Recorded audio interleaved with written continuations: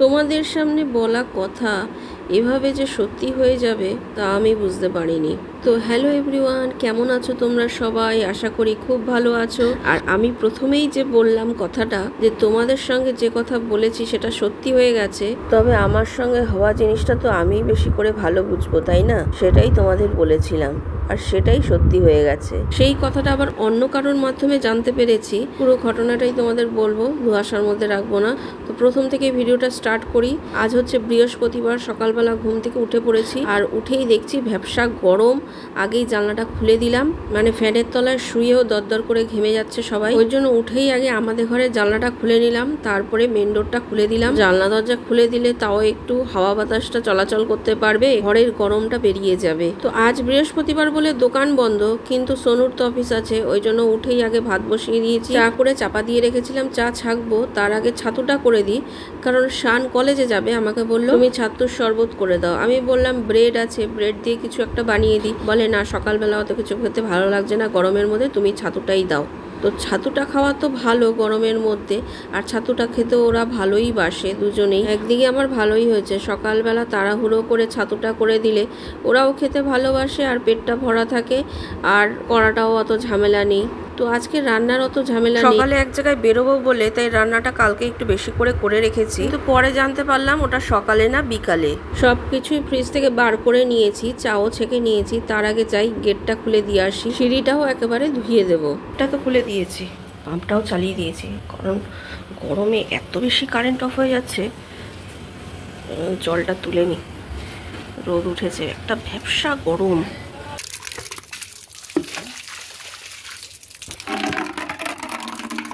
এদিকে কাজ করতে গিয়ে ওদিকে দেখছি কি আবার ভাতের ফ্যান পড়ে যাচ্ছে। তাড়াতাড়ি গিয়ে ভাতের হাঁড়ির থেকে ঢাকনাটা সরিয়ে দিলাম। আমার হাজবেন্ডের চাটা ঢেকে রেখে আমি চাটা খেয়ে নিলাম। আর এদিকে শানও রেডি হয়ে কলেজে চলে গেল। সোনু উঠে পড়েছে, ও স্নান করতে ঢুকেছে। আমি এদিকে খাবারগুলো গরম করে নেব। কালকে দেখো শুক্তো করেছিলাম, শুক্তোটা বার করে নিলাম, গরম করব। আর এখানে দেখো বাটা মাছ রান্না করেছিলাম, আলু বেগুন সিম টমেটো দিয়ে, ওটাও কিছুটা রয়েছে, গরম করে নেব। এখানে করেছিলাম আম ডাল, এটাও গরম করব। আর এখানে দেখো একটা আলু কুচি কুচি করে কুচানো আছে, মানে গ্রেট করা আছে। এটা কি করেছিলাম কালকে সেটা তোমাদের বলবো পরে। আলুর শুধু রসটুকু নিয়েছিলাম। তো যাই হোক, খাবারগুলো গরম করছি একদিকে, আরেকদিকে সোনুর জন্য ব্রেড বাটার টোস্ট করে দিলাম আর একটা ডিম পোচ করে দিলাম, কারণ ও তো মাছ খাবে না। আর মাছটা আমার শাশুড়ি মা আর আমার হাজবেন্ডের জন্যই রাখবো। আর সোনুকে তো ডিম পোচ করে দিয়ে দিলাম। আমার আর শানের জন্য পরে দেখি দুটো ডিম হয় অমলেট করে নেবো, না সিদ্ধ দিয়ে দেবো। ফ্রিজে পমফ্রেট মাছ আর চিংড়ি মাছ রয়েছে, কিন্তু মাছ আজকে আর করব না, গরমে এত বেশি ভালো লাগে না। ওই বাটা মাছগুলো একটু গরম করে নিলাম, আর ওই গ্রেট করা আলুটাও একটু ভেজে নিলাম। এদিকে তো মোটামুটি হয়ে গেছে। দেখো ছেলেরা চলে গেছে, বিছানা কাদা কি করে গেছে, পরিষ্কার করে জানলা টালনা খুলে দিই। বাপরে পা, প্রচন্ড রোদের তাপ। রোদ নেই অথচ ভ্যাপসা গরম একটা। দেখো পেঁপেগুলো কিরকম পেকে রয়েছে, পারেও না, পাখিতে খেয়ে চলে যাবে। তো এই যে দেখো কালকে কি করেছিলাম আলুর রসটা দিয়ে। তো আলুর রসটা দিয়ে আমি এখানে আলুর রস, একটু কাঁচা দুধ আর একটু চালের গুঁড়ো আর জল মিশিয়ে ফ্রিজে আইস কিউব করে রেখেছি। কারণ এইটা ওই আমার জন্যই করেছি, কারণ আমার মুখে যখন পিম্পল বেরোয় তখন আমার হাতটা ওইখানেই বারবার চলে যায়, ওই জন্য ওগুলো স্পট পড়ে যায়। তো ওই জন্য এই আইস কিউবগুলো করে রেখেছি, যাতে মুখের মধ্যে ঘষে দাগছোপটা দূর করতে পারি। তারপরে দেখো ঘরটা আমি ঝাড় দিয়ে নিলাম। তো ঝাড় দিতে দিতে দেখলাম যে শাশুড়ি মা এখনো ঘুমাচ্ছে। তো ফ্যানটা অফ করলেই তো উনি উঠে যাবে, ছেলেরা তো চলে গেছে। তো ওদের ঘর ঝাড় দিয়ে নিয়েছি। আমার হাজবেন্ডও উঠেছে, সেই ঘরও ঝাড় দেওয়া হয়ে গেছে। ঠাকুর ঘর ঝাড় দিয়েছি, এবার এই ঘরটাও আমি ঝাড় দিয়ে নিলাম। কি করব, বৃহস্পতিবার পুজো তো করতে হবে। শুধু শাশুড়ি মা ঘুমাচ্ছে না, ঝাড় দিতে দিতে দেখি সিঁড়ির ঘরের নিচে সাইকেলের তলায় একটা বিড়ালও ঘুমাচ্ছে। তো ঝাড় দিতে দিতে ও উঠে চলে গেল। তারপরে ঘরটা মুছে নিয়েছি, তখন আমার শাশুড়ি মা উঠে গেছে। বললাম না, এই জন্য আমি দেরি করে ঝাড় দিই। তবে উনি এই সময়তেই ওঠে দোকানে গেলে। তারপরে কয়েকটা জামা কাপড় ধুয়ে এবারে স্নান করে চলে এসেছি। ঠাকুরের জায়গা পরিষ্কার করে ঠাকুরের বাসন টাসন মেজে ফুল ফল মিষ্টি সব গুছিয়ে নিয়েছি, এবার পুজো করতে বসবো। সব ঠাকুর স্নান করিয়ে, মালকেও স্নান করিয়ে দিয়েছি, গোলাপ জল, ঘি, মধু, দুধ সব কিছু দিয়ে স্নান করিয়ে কাপড় চোপড় পরিয়ে দিয়েছি। গোপালকে স্নান করিয়েছি, কাপড় পরিয়েছি, সবাইকে স্নান করিয়ে দিয়েছি সব ঠাকুরকে। এখন তুলসী পাতা দেব, ফুল দেব, এখনো অনেক দেরি পুজোর। প্রসাদ দেব, পাঁচালি পরবো। এতক্ষণ ধরে শুধু ঠাকুর স্নান করালাম, ঘট পাতলাম। এই দেখো এখন কিন্তু আমার পুজো হয়ে গেছে। এদিকে শানও চলে এসছে কলেজ থেকে, আর ও আসার পথে আমি ওকে একটা বলেছি পান আনতে। তো আসার পরে আমি একটু লেবুর শরবত বানিয়ে দিলাম, শরবতটা বানিয়ে দিলাম, আর এই যে পানটা নিয়ে এসে পরে খাবো খাওয়া দাওয়া সেরে। তো খেতে বসার আগে 2টো ডিম সেদ্ধ দিয়ে দিলাম। আমার হাজব্যান্ডও একটু বেরিয়েছিল দরকারে, তো ও চলে এসে সবাই খাওয়া দাওয়া সেরে নিয়েছে, আমিও বাসন মেজে নিয়েছি। তো বিকেলের দিকে দেখো ইঁচড় কেটেছি, ইঁচড়টা রান্না করছি চিংড়ি মাছ দিয়ে। চিংড়ি মাছটাও বার করে জলে ভিজিয়ে দিয়েছিলাম, আর ওখানে মশলা করে নিয়েছি। তো এইখানে তরকারিটা করে রাখলাম, কারণ একটু বেরোবো। সোনু অফিস থেকে চলে আসলেও খেতে পারবে, ভাত রয়েছে ফ্রিজে। রাতেও তো আমার রান্না করতে হতো, রুটির তরকারি করতে হতো, সেটা একেবারে করে নিলাম। আর শানও চলে যাবে টিউশনে। সব দিক চিন্তা ভাবনা করে তারপরে তাড়াতাড়ি করে রেডি হলাম বেরোনোর জন্য। যেটা আমি ভেবেছিলাম সকালবেলা যেতে হবে, সেটা বিকালবেলা গিয়ে বেরোলাম। বেরোচ্ছি, কোথায় যাচ্ছি সেটা তোমাদের দেখাচ্ছি পরে। আমি আর আমার হাজবেন্ড এসছি ডাক্তারের চেম্বারে। মাঝে মাঝে আমার শরীরটা খারাপ হয়ে যাচ্ছিল, ডাক্তার দেখাতেই হবে বলছিলাম তোমাদের। আর চৈত্র সেলে তো আমি দোকানে গেছিলাম, তখন ঘরে বাইরে করে আমার মাঝে মাঝেই শরীরটা খারাপ হয়ে যাচ্ছিল। তো রাত্রিবেলা তো ঘুমানোর কোনো ঠিক ছিল না, আর সকালবেলা একটা ওঠার তাড়া ছিল সোনু অফিসে যাবে বলে। তারপরে ওরা দোকানে যাবে, টাইমলি টাইম সব কিছু করে দিতে হবে, ঘরের কাজকর্ম থেকে শুরু করে রান্না বান্না, পুজো করা, তারপরে এদিকে দেখো ভিডিও করা, সেগুলোকে এডিট করে আপলোড করা টাইমলি টাইম। তারপরে শুধু ভিডিও করলে তো হবে না, ভিডিও করে তার ফলাফলটা যদি হাতে না পাই সেটাও একটা চাপের। কতটা ভিউজ হলো, কতটা সাবস্ক্রাইবার হলো, আর সব থেকে বড় কথা হলো আমার চ্যানেলটাকে পুনরায় তারা মনিটাইজেশন দিল কিনা সেইটা দেখা।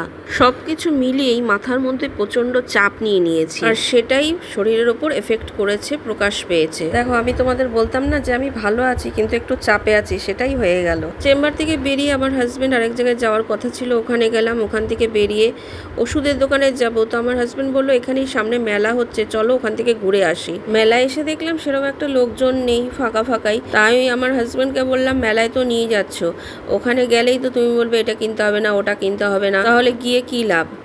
কিছু কিনতে গেলেই বলবে কি এখানে দাম বেশি, বাইরের থেকে কিনবো। যেই কথা সেই কাজ, কিছুই আমরা কিনিনি বলতে গেলে। মেলায় এসছি, কিছুই কিনবো না, তো একটা নেল পালিশ নিলাম বলে কয়ে যাই হোক। তো ওখান থেকে বেরিয়ে বললো চলো ফুচকা খাই, তো আমি বললাম ঠিক আছে চলো। তো ফুচকার দোকানে দাঁড়িয়ে ফুচকা খেলাম।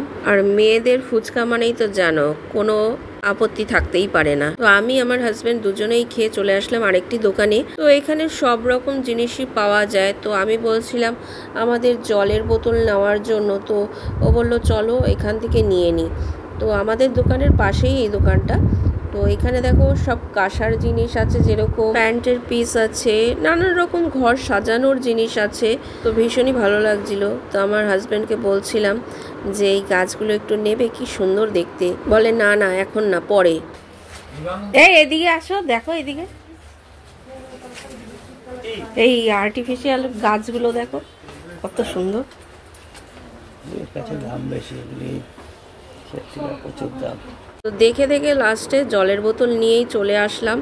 আসলে নিজে ইনকাম করি না, তো সব কিছুই পরের ওপর ডিপেন্ড করতে হয়। তাই ও যেটাতে না বলে সেখানে আর আমি জোর করতে পারি না। তবে এক এক সময় কিনেও দেয়, সব কিছুই মানিয়ে নিয়ে চলতে হবে। তারপর চলে আসলাম ওষুধের দোকানে, ওষুধটা নিয়ে মুদি দোকানে গেলাম একটু। চলে এসেছি বাড়িতে, আর এসেই বসিয়েছি চা।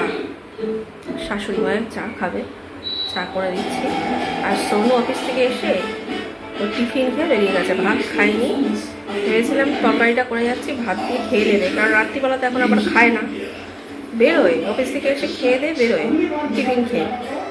তো রাত্রিবেলা খাবে না, বলে আমি মুড়ি দিয়ে খেয়েছি। আমি ফোন করেছিলাম ডাক্তারের চেম্বারের ওখান থেকে, বলে আমি মুড়ি দিয়ে খাবো, আমি ভাত খাবো। ওই জন্য মুড়ি দিয়ে খেয়ে এসে দেখি বেরিয়ে গেছে। আর শান্ত টিউশন চলে গেছে।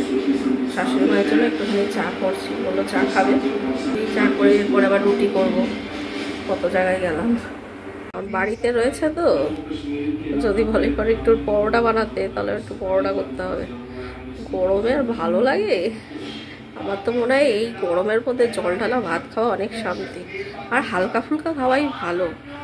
যাই হোক, মাঝে সাঝে দেখো ওটাকে কীভাবে রেখেছে, মাঝে সাঝে একটুখানি করতেও হয়, কী করা যাবে। তো দেখি রাত্রিবেলা যদি পরোটা বা লুচি করতে বলে করবো, নাহলে রুটি করব, যা বলবে তাই করব। আর ফুচকা খেয়ে আসলাম, জল খেলাম, এসে পেট ভরে গেছে। আর ডাক্তার দেখা দেখেছি না, ওষুধ নিলাম। ডাক্তার বলল আমাকে, মানে দেখিয়ে বললো আপনার যতই ওষুধ দিই না কেন, বেশি ওষুধ দেয়নি তো, যতই ওষুধ দিই না কেন আপনার কমবে না। আমি বললাম কেন, কি হয়েছে? বলে আপনার পুরোপুরি স্ট্রেসের জন্য এটা হয়েছে। বলছে আপনার ঘুম ঠিক মতন হচ্ছে না, মানে টেনশন সবসময়, পুরোপুরি স্ট্রেসের জন্য আপনার এই মাথার যন্ত্রণা, ঘাড়ের থেকে যন্ত্রণা, তো এটা আপনাকেই ঠিক করতে হবে। তাও ওষুধ দিয়েছে, বলেছে 1 মাস খান, খেয়ে তারপরে যাবেন, যদি মনে হয় কিছু টেস্ট করতে হবে। আমি ভাবছিলাম বোধহয় স্পাইনের কিছু হয়েছে। বললো না, ওসব কিছুই না, ওষুধগুলো খান, যদি সেরকম হয় তাহলে 1 মাস পর আবার এসে দেখিয়ে যাবেন। আমার যদি মনে হয় কিছু টেস্ট করা দরকার বা MRI করা দরকার আছে তাহলে করবেন। বললাম ঠিক আছে, তা ওষুধগুলো নিয়ে আসলাম। দেখো আমি ময়দা মেখেছিলাম, তবে কয়েকটা রুটি করছি আমার হাজবেন্ড আর শাশুড়ি মায়ের জন্য। পুরো ময়দা মাখাটাই রেখে দিচ্ছি, কারণ সোনু বলছে আর খাবে না, আমি আর শান একটু ভাত খেয়ে নেবো, ভাত রয়েছে, এই জন্য অল্প কটাই করলাম। তো সবার খাওয়া দাওয়া হয়ে গেছে, বাসন টাসন মেজে ওষুধও খেয়ে নিয়েছি, এখন শুয়ে পড়বো। কিন্তু আমার হাজবেন্ড এই যে টিভি দেখছে প্রতিদিনের মতন। কালকেও আবার ভোরবেলায় উঠে সব কিছু করতে হবে, আবার সকালবেলা উঠে চিন্তা করতে হবে কি রান্না করব, কি টিফিন দেব, কখন কি করব। তবে আমার মনে হয় আমার একার নয়, এরকম কিন্তু অনেক ঘরে ঘরেই মহিলাদের এই টেনশনটা থাকে। এক একটা দিন পার করা মনে হয় এক একটা যুদ্ধ অতিক্রম করা। এ হচ্ছে সংসারের মায়াজালে জড়ানো যুদ্ধ। রাতে শুতে গেলেই মনে হয় আজকের মতন তো হয়ে গেল, কালকে সকাল থেকে আবার শুরু হবে। তো আমার মতন কি তোমাদেরও এরকম হয়? কমেন্টস করে জানিও, আর ভিডিওটা ভালো লাগলে শেয়ার করো। তো আজকের মতো ফ্রেন্ডস এই পর্যন্তই, আবার দেখা হবে নতুন আরেকটা ভিডিওর সঙ্গে। ততক্ষণ পর্যন্ত ভালো থেকো, সুস্থ থেকো, গুড নাইট, টাটা।